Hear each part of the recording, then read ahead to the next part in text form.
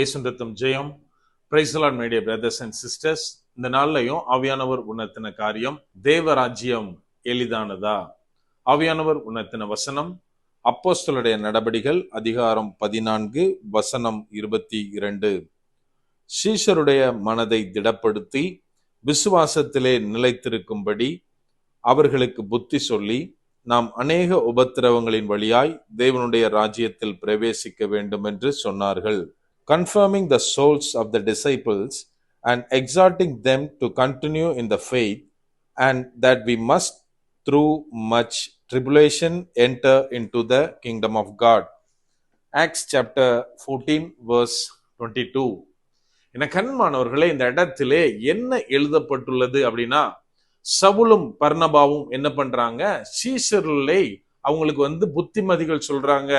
எப்படின்னா, கலங்காமல் இருங்கள், திடமா இருங்கள், விசுவாசத்திலே நிலைத்திருங்கள், இன்னும் அநேக உபத்திரவங்களின் வழியா தான் தேவனுடைய ராஜ்யத்துல நம்ம சுதந்திரிக்க முடியும், அதை அவ்வாறுதான் சென்று அடைய முடியும் அப்படின்னு மற்றவர்களுக்கு புத்திமதி சொன்னதாக இந்த இடத்திலே எழுதப்பட்டுள்ளது.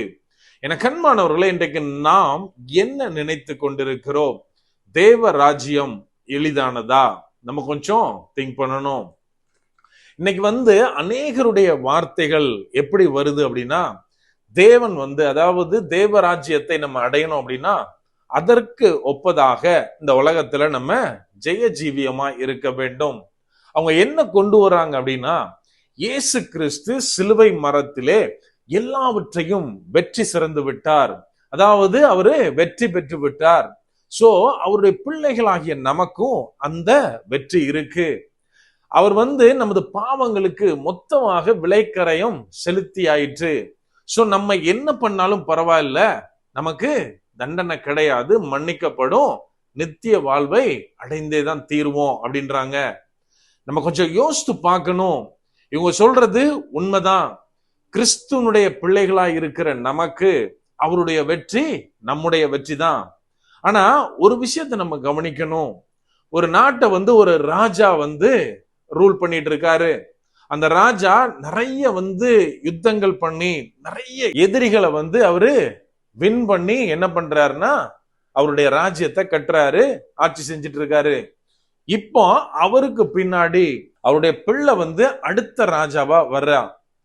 அவனும் ராஜா தான். தன்னுடைய தகப்பனுடைய வெற்றி அவன் தனக்கு உரியதாக எடுத்துக்கொள்ளலாம். ஆனா இப்போ எதிரிகள் போருக்கு வரும்போது, ஆல்ரெடி எங்க அப்பா வின் பண்ணிட்டாரு, சோ நான் இந்த யுத்தத்தை பண்ண மாட்டேன்.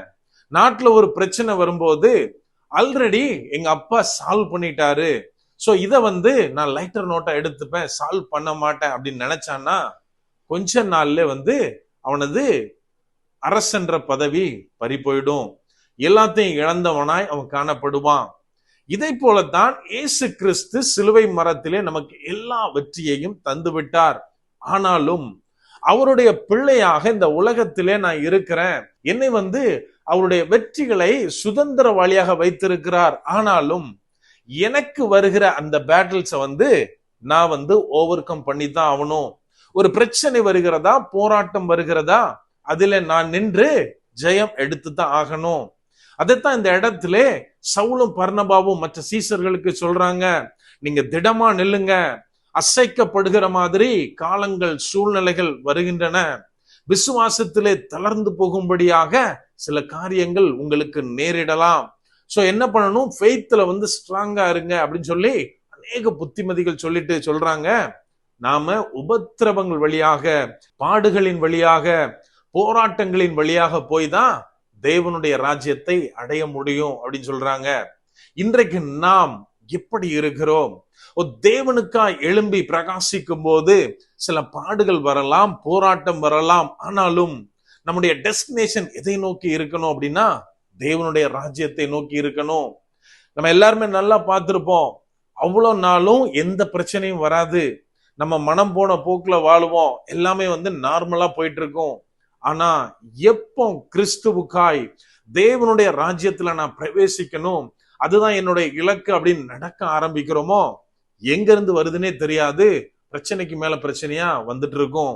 என கண்மானவர்களே, இந்த பிரச்சனையே வரக்கூடாது அப்படின்னு அவாய்ட் பண்ணிட்டு போக முடியாது. மாறாக நம்முடைய தேவன் இயேசு கிறிஸ்து நம்மோடு இருக்கிறார், அவர் எனக்கு பலன் தருவார், ஆவியானவர் என்னை வழி நடத்துவார் அப்படின்னு ஒவ்வொரு பிரச்சனைகளின் மத்தியிலும் முன்னேறி செல்பவர்களாய் நாம் இருக்க வேண்டும்.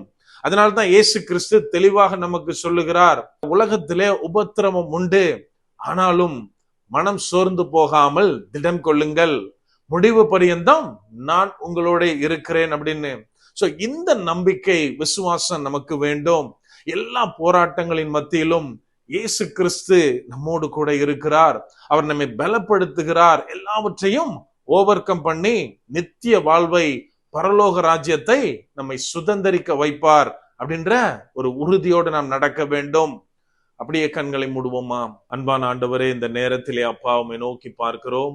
ஆவியானவர் நீர் எங்களோடு இருக்கிறீர், அதற்காக நன்றி செலுத்துகிறோம்.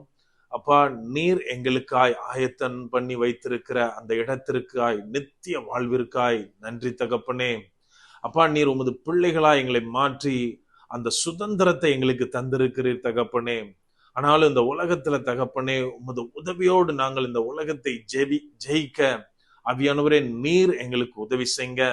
அப்பா, சில நேரங்கள்ல சில போராட்டங்கள் வழியா நாங்க கடந்து போகலாம், ஆனாலும் தகப்பனே நீர் எங்களோடு இருந்து எங்களை வழி நடத்துகிறதற்காக நன்றி செலுத்துகிறோம். முற்றிலுமா எங்களை தாழ்த்தி ஒப்பு கொடுக்கிறோம். முடிவு பரியந்தம் அப்பா உமக்குள்ளாய் நாங்கள் வாழ்ந்து உம்மை நாங்கள் கண்டுகொள்ள ஆவியானவரே நீர் எங்களுக்கு உதவி செய்யுங்க. தாழ்த்தி ஒப்பு கொடுக்கிறோம், பலப்படுத்தி ஆசீர்வதிங்க. மீட்பர் இயேசுவின் மூலம் ஜெபிக்கிறோம். ஜெபம் கேளும் எங்கள் நல்ல பிதாவே. ஆமென். God bless.